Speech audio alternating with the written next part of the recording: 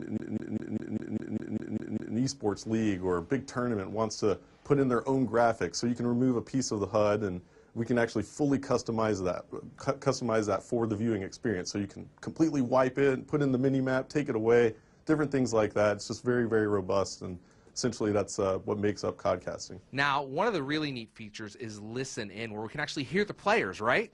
Yeah, the listen in feature in codcasting mode is actually my favorite feature. It really allows us to take the audience and put them into the huddle with the players. So you really get a sense for just how much their communication separates them from other teams in competitive play. The best professional teams in the world have top-notch communication, and it's crucial to them winning a game. So we get to feel what they're feeling, what they're strategizing, and just hear the overall just lingo between the players, and it's just really an exciting tool. It's just such a great deal of information that the audience is going to be empowered with now. In Black Ops 2, the commentators have all the right to make the viewing experience as customized to the viewer and the audience as possible. So, you know, for me personally as a commentator, I want to make the viewing experience as fun as possible for the audience, and I'm able to do that with Codcaster mode, but more importantly, I'm able to make sure that we don't miss those epic moments in the battles that may have gotten lost in the past. You know, these just crucial moments that change the face of the game,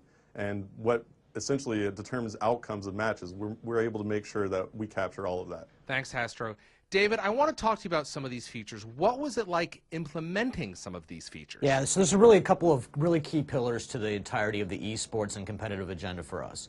Black Ops 2 has a league play feature. This is a sport. It's how you make Call of Duty multiplayer a sport, and we actually use skill-based matchmaking to put players in the right brackets. Competition is fun at any level, pro players and average players alike. We also have to make it fun to watch, fun to spectate. That's what codcasting does. So that's why that feature is so important, have that production around that sport.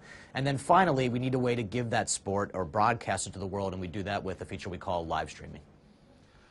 You're now putting basically, thousands of dollars of tools into the hands of the community. That's got to be really exciting. You're expecting to see a lot of great stuff out of them. Yes. Yeah, it's actually really important for us to put as many tools as we can. We really like to make sure that we give the player the ability to customize the experience, whether they're playing the game, whether they're watching the game. In fact, Larry, you can even go back through the theater feature later, pick up those games, and then codcast them later. It's really cool. The team at Treyarch has got to be excited about the work that they've done around this. They've always really enjoyed the community, but this takes it to a different level. We're going to keep going. We're pretty engaged with the community all the time. They're very passionate people. They have a lot to say about the game. And it's really fun to take their ideas, mold them into the context and structure what the game's supposed to be like, and then bring them right back to the players. Thanks, David. Any final words? Sure. I mean, I've just been blown away by how dedicated the team at Treyarch has been to making this experience for the players as best as it can be and giving them as much customization that they can have. It's just mind-blowing how dedicated they are to their community and how well they treat their fans and the players that play the game. So I think that's something that all of the Black Ops 2 players out there, when they get the game, are going to realize pretty quickly. Thank you, Hastro. Any final words? We're really excited to put this game in players' hands. And when you get there and you get your hands on it, I want you to tell us what you're thinking about it, how it's working for you. Feed right back to us so we can continue to make and improve our games for you. Welcome back to the pit, everyone. I am here with Hastro and a very special new codcaster. It's Vaughn, and look at this. I'm your friend at the moment, right? Am I your friend? I can't tell. Yeah. I'm your enemy. Yeah, you're foe now. This is an amazing piece of work. What's the story behind this? It's classified, beyond top secret. Is this an unlockable in Black Ops 2? It's a very special unlock, only available to the top players in the world. Nice. Hey, listen, so not only tonight are you getting the world premiere of Black Ops 2 multiplayer streamed live, you're also getting the world premiere of Vaughn as a codcaster. How about that? Yeah, it's a weekend of firsts for me, and we're just going to go straight with it with my friend Hastro here and have a go. Why not? And Hastro, you've had some pretty big voices next to you in that codcasting booth, right? How does it feel to have Vaughn next to you? I can't say enough about this guy. I mean, honestly, it's a joy to have him here casting with me, absolutely. And I'm his friend right now, apparently, so I'm his enemy now, so it's great to have him here. Changes quickly. Do you guys want to have a hug, or we'll just get on with the next game? Let's get on with the next game, right? Okay, so really good start tonight. Amazing to see the Europeans really put that one in the bags, yeah?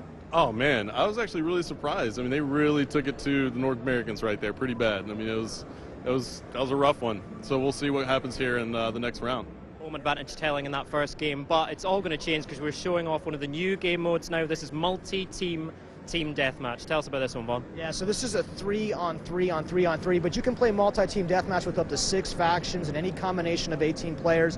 This is going to be very intense. These are very competitive guys, very competitive small teams of 3, small group, squad tactics are going to matter. They're going to have to load out really well and work together to win this game. It's going to be an epic, epic match. Now those loadouts are really interesting, right? So everyone knows about the Pick 10 creator class system. Tell us how that's influencing the multiplayer game and what people should look out for in this. So in this particular combination, I'm going to be specifically looking to see how these guys have combined wildcards and Pick 10 together to complement each other's play styles, because with this multi-team deathmatch game, this action's so intense and these guys are going to have to be cooperating, so I want to see how different their classes are and how similar they are, and that should be a really interesting thing to look for here.